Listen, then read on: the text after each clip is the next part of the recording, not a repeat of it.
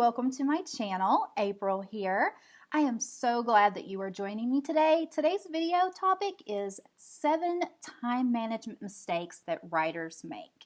And I am going to walk you through these 7 mistakes. And the good news is that in the upcoming videos that I have for you in February, I am going to be covering some solutions for these common mistakes. Today we're going to focus on the mistakes, what they are, and how they might impact you. And then over the course of the next month, my blog and video posts will all be time management related. So I am super excited about this. I am a huge fan of time management. I have not always been very good at it. I have done a ton of research and a ton of putting different tactics to work. And I have to say that since I've done this, I have seen a huge jump in my productivity as a writer and also managing my life as a whole. Because as you know, if you're a writer, you still have a regular life. You still have a regular job often, or a family to take care of, or pets to take care of. You have something that's going on in your life, and you have to manage all the other aspects of your life if you want to be an effective and productive writer. So I am super excited to be bringing you some great information, and you will want to stay tuned toward the end of this video because I do have an exciting announcement that I want to share with you. And so definitely stick around. So I'm just curious, do you struggle with time management? Is it something that you know you have a problem with, or is it something that you suspect but you haven't really dove into it? Or have you really improved this and gotten good at managing your time? So I would love to know. Leave me a comment below and let me know what category that you fall into. Any tips or tricks that you may have or struggles that you may have. So definitely leave those in the comments below. And while you're down there, don't forget to go ahead and give me a thumbs up if you like this video, and subscribe if you haven't already, because subscribers mean the world to me. Hello, Stormy's making her appearance. Stormy, kitty, kitty, kitty, kitty. You want to say hi? Isn't she pretty? Yes, she really likes to be all up in my business, so she's my little writing muse. Okay, well, let's go ahead and get started. I'm going to walk you through the 7 time management mistakes that I and other writers make. So the first one is going to be a failure to plan in general. This can be a failure to plan as far as not having goals and deadlines, which we talked a little bit about last month, and the importance of those. It can also be a failure to plan other areas of your life so that you actually have the time to write. A lot of things that I hear a lot of new writers or aspiring writers say is that they just don't have time to write. Well, we are all very busy. We all have the same amount of hours in the day. And while it's very true that everyone's, workload that they have and their life issues vary, the truth of it is you make time for what's important to you and you make it happen.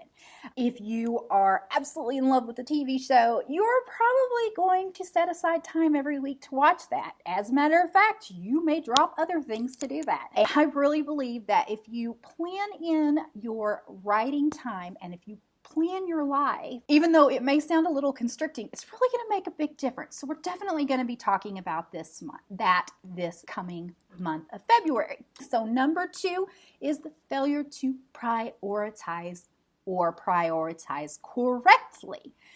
Oh my goodness. As writers, we are all over the place. We are creative people.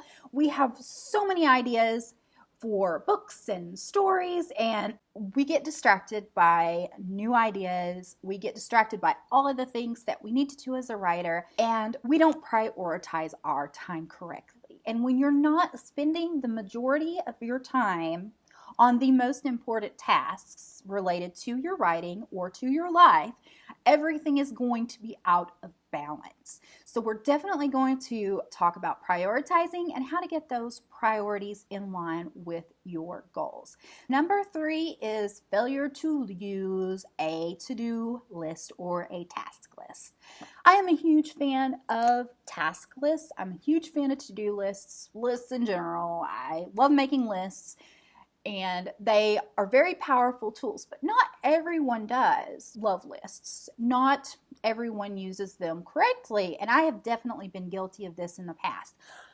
I can make a really, really long list full of all kinds of tasks that are important, but it kind of goes back to prioritizing, like we talked about in number 2, is, if you're not doing the things in the correct order, if you're not doing the things that have the most value and you're not using your list correct. Sometimes just the act of writing out a list can really help you to get in touch with what needs to be done, clearing your mind, so many great benefits. And number 4, this one I am so guilty of, and I am still struggle with it now. This is one I am working on. I have done a lot of research on this, and it has some pretty scary implications. Multitasking. Multitasking is a bad idea. This is contrary to what I have believed. I have always been pretty proud that I'm a multitasker, that I can do several tasks at one time. I really thought that this was making me more productive. I really thought that this was a positive thing. And unfortunately, my research, which is based on the research of people who actually know about the topic, has proven me wrong. I'm going to be sharing more about multitasking, why you need to stop doing it, and how to get out of that habit in the upcoming month. Number 5. This is also something that I have done, not only with writing, but with many things in my life, because when I get passionate about something, I'm very driven. It kind of consumes me. And that can be a good thing, but it can also be a really bad thing. And that brings me to number 5, which is working nonstop. And that eventually leads to burnout. And that is very bad. And you do not want to do that. So we're going to be talking this month about some different ways that you can make sure that you don't burn out, that you're not working 24 hours a day, 7 days a week, and skipping all of those holidays. When you have a full life and you have a book that you are writing or you have a blog that you are maintaining, there are a lot of things that need to be done. And there's a lot of work and effort that goes into that. And you can very easily fall into that trap of just constantly working. And for a while, it doesn't seem like a bad thing until it catches up with you. And then it is a really big time management mistake that I personally have made this last year. And in the past, I am so much better at it now. So that's going to bring us to number 6. This is another common time management mistake that kind of falls under that umbrella a little bit, multitasking, but I'm going to talk about it specifically because that is when we as writers try to do 3 tasks at the same time, or sometimes just 2 of these. And that is when we are writing, researching, and editing all at the same time. This is just not a productive way to write. Okay, so now I'm going to say this because I do sometimes edit as I go, but I don't recommend that for new writers for many reasons. Don't think it's something that is always beneficial. Now, as you become a more seasoned writer, you will find going back and correcting a few mistakes here and there that you can do that. I am to the point where I can do that now. But overall, as I'm writing, I do not undertake major editing. You're going to lose time with it. You're going to get so caught up, you're going to be deleting, and then you've spent all this time writing, but you were also editing, so you actually deleted a lot of what you wrote, and so you're kind of stuck. You really haven't made any forward progress.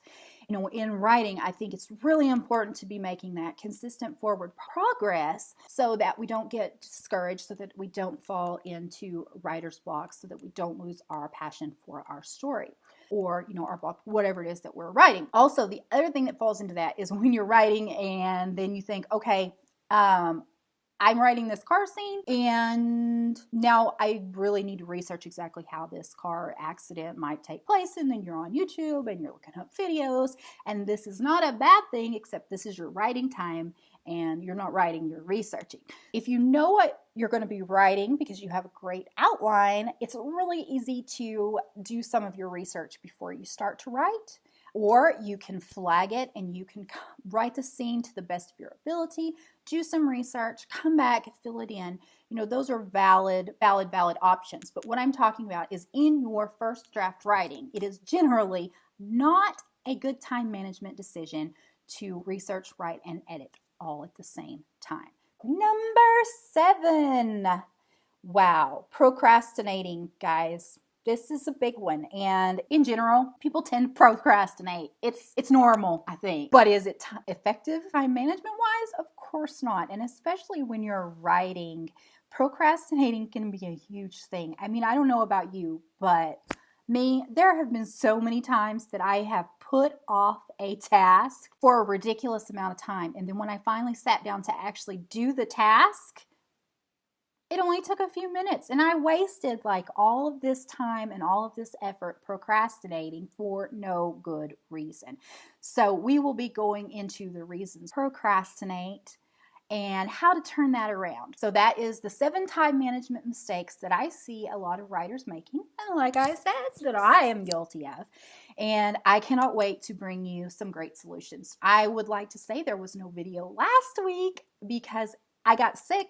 And then everyone in the house got sick, and I'm still recovering, so if my voice is a little throaty, I do apologize for that, but I'm feeling much better. And that kind of brings me to time management. It is important to manage your time, and a good part of that is knowing that sometimes things are going to happen that are beyond your control, and you're going to get sick. If you're so wrapped up in managing your time incorrectly, then a sickness or an illness can definitely have a huge lasting impact on what you're trying to do. It can set you back on your progress. When I was sick, I did not try to work. I simply gave myself permission for the entire week not to work because, of course, as a mom, I also had to take care of my sick children.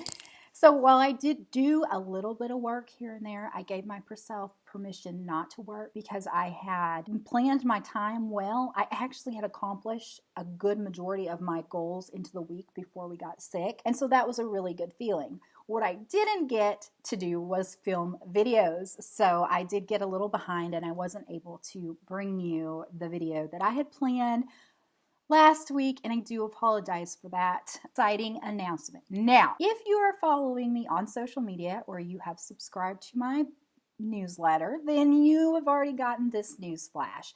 But I have to not announce it here on this channel because it's a big thing. I have finished my book. It is off at editor. Yay, I'm so excited. I started writing it in November. I kind of put it on the back burner for December while I was figuring some things out and kind of deciding what direction to go. I picked it back up in January and was able to get it fully written, fully edited, or self-edited. I went through the self-editing process 4 times on this. This is an exciting book. It is a book that I have a lot of passion for, and it was really fun to write, and I think it's going to provide some great benefit to writers.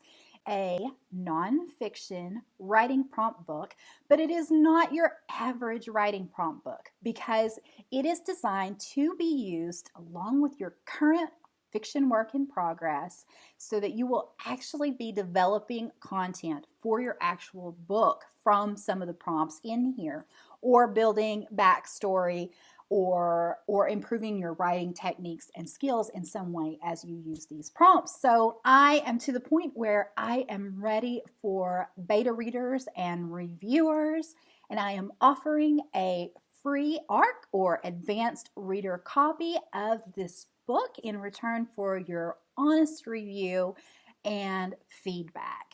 So if you would love to be a part of that, I'm going to pop the link down below in the description box, and you can sign up for my book review team. So if you know anybody who would be interested in this book, If anyone who loves to review books or beta read books, please share this video with them, share the book with them, share the link with them so that I can get ready for my launch date. I am planning to publish this in late February, so a very big, exciting month for me and for you. I did want to mention that I do have new designs up in my Society 6 store. If you don't know what Society 6 is, it's a really cool place where different artists will submit their art and you can have it put on mugs and laptop sleeves. There are stickers, pillows. And so the designs that I create are all writer or bookish related. Also teamed up as an Audible affiliate, and I'm going to leave a link to that down below as well. I did this because I absolutely love Audible and I just really love audiobooks. I think that there are such a value. I have an Audible subscription I have had for a while. My son that is 11 and I basically fight over our little Audible credits we get over who gets to use it each month, because he's dyslexic, so he reads a lot of audiobooks, and that's just been so great to watch him emerge into a reader. I love them on long trips when I travel.